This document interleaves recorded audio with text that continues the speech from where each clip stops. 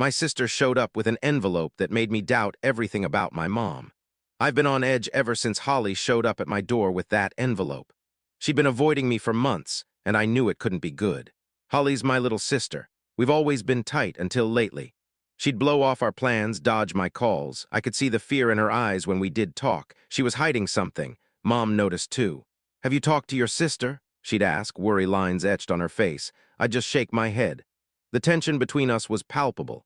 Last night, Holly showed up at my apartment looking like she'd seen a ghost. She handed me an envelope, her hands shaking. "I found this in Dad's old desk," she said. "It's about Mom." I took the envelope, my heart pounding. Inside were pages of emails from Mom to some guy named Robert. They talked about meetings, trips, a cabin. My stomach churned as I realized these weren't just friendly emails. There were mentions of our special place and the life we could have. I looked at Holly, tears streaming down her face.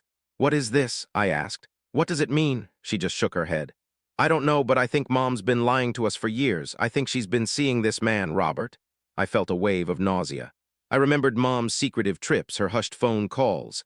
I thought back to the time I'd called her, hearing a man's voice in the background. I'd brushed it off then, but now? I looked at Holly, her face a mask of worry. "We need to find out the truth," I said, but Holly just looked at me, terror in her eyes. "What if we can't handle it?" she asked. I took her hand, squeezing it tightly. "We have to try," I said, my resolve unshakable.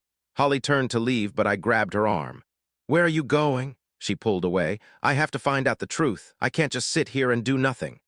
She stormed out, leaving me alone with the envelope and a sinking feeling in my stomach. I looked down at the papers, the words blurring before my eyes. I could hear Holly's car start up outside, the engine revving as she sped away. I was left alone with the echo of her words and the weight of the envelope in my hand. Follow so you don't miss part 2.